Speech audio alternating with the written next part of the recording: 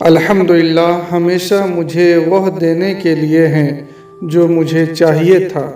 یا اللہ کچھ دے یا نہ دے، بس ماں باپ کا سایہ نہ اٹھانا۔ سر سے آمین۔ عبادت، کیا خوب عبادت بخشی تو نے ایک روزے میں، شکر بھی، صبر بھی، فکر بھی، نعمت بھی اور رحمت بھی۔ چاقو نے اسماعیل کو نہیں مارا، آگ ابراہیم کو نہیں لگی، ایک وہیل نے یونس کو نہیں کھایا، سمندر نے موسیٰ کو نہیں ڈبویا۔ اللہ کے ساتھ رہو اور اللہ تمہاری رکشا کرے گا۔ اللہ کہتا ہے کسی کو تکلیف دے کر مجھ سے اپنی خوشی کی دعا مت کرنا، لیکن کسی کو ایک پل کی خوشی دیتے ہو تو اپنی تکلیف کی فکر بھی مت کرنا۔ میرے عتیت کے لیے استغفر اللہ، میرے ورتمان کے لیے الحمدللہ، میرے بھوش کے لیے انشاءاللہ۔ جب تمہارا دل بے چین ہو جایا کرے تو اس بے چینی کا ذکر اپنے رب سے کرو، لوگوں سے نہیں۔ صبر سے رحمتوں کا انتظار کر، جو چیز تیرے لیے بنی ہے وہ بس تیرے لیے ہی ہے۔ ناممکن تو ہماری سوچ ہے، اللہ کی ذات کے لیے سب ممکن ہے۔ اگر آپ اللہ پر ایمان رکھتے ہو، کیونکہ اس پہ ایمان رکھا ہی جانا چاہیے، تو وہ تمہیں ٹھیک ویسے ہی دے گا جیسے وہ پرندوں کو دیتا ہے۔ وہ صبح خالی اور بھوکے پیٹ نکلتے ہیں اور شام کو بھر پیٹ ہو کر لوٹتے ہیں۔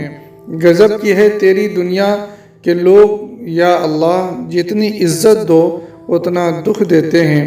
جو بندہ اللہ کی عبادت میں خرچ میں کنجوسی کرتا ہے، حقیقت میں وہ اپنے ساتھ ہی کنجوسی کرتا ہے۔ جو انسان خود سے واقف ہے وہ اللہ سے اچھی طرح واقف ہے۔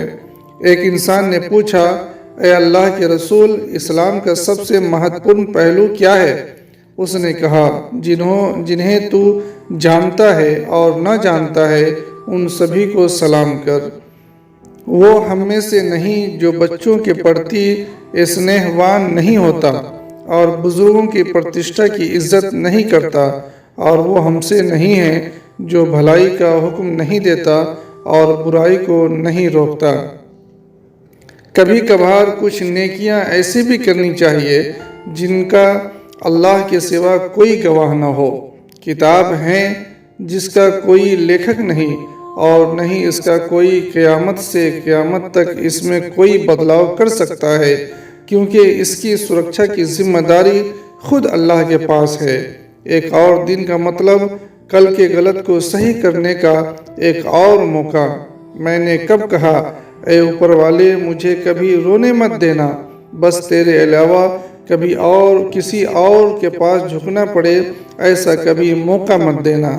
اللہ اپنے سب سے مضبوط سینکوں کو سب سے کٹھن لڑائی دیتا ہے۔ اللہ کا شکریہ ادا کرنا کبھی نہ بھولیں، کیونکہ وہ آج صبح آپ کو جگانا نہیں بھولا۔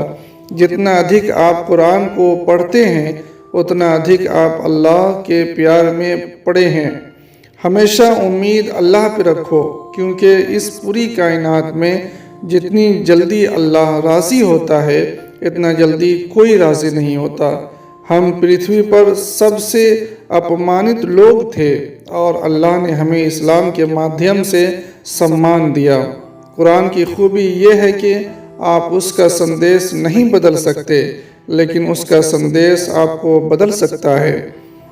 آپ کی دعائیں کبھی خارج نہیں ہوتی۔ انہوں نے الگ الگ طریقے سے جواب دیا۔ جو برا کہے چپ ہو جاؤ، جو ستائے صبر کرو۔ اللہ کی قسم ایسی طاقت بنو گے پہاڑ بھی راستہ دے گا۔ آپ کے اور اللہ کے بیچ کوئی نجدہ نہیں ہے۔ 7 جنتوں کے اوپر سے وہ جانتا ہے کہ آپ کے دل میں کیا ہے۔ پریشانیاں تو آتی جاتی رہتی ہیں اور آتی جاتی رہیں گے، بس تم اللہ سے کبھی امید مت ہارنا۔ پیغمبر نے کہا، اللہ کے سب سے پیارے لوگ ہیں جو لوگوں کو سب سے زیادہ فائدہ پہنچاتے ہیں۔ آپ نے آخری بار قرآن کب پڑھا تھا؟ اگر آپ بدلنا چاہتے ہیں تو اللہ کی کتاب سے شروع کریں اور خوب قرآن پڑھیں۔ بے شک انسان جب اچھا سوچتا ہے تو اللہ خود ہی راستے نکال دیتا ہے اور مشکلیں آسان کر دیتا ہے۔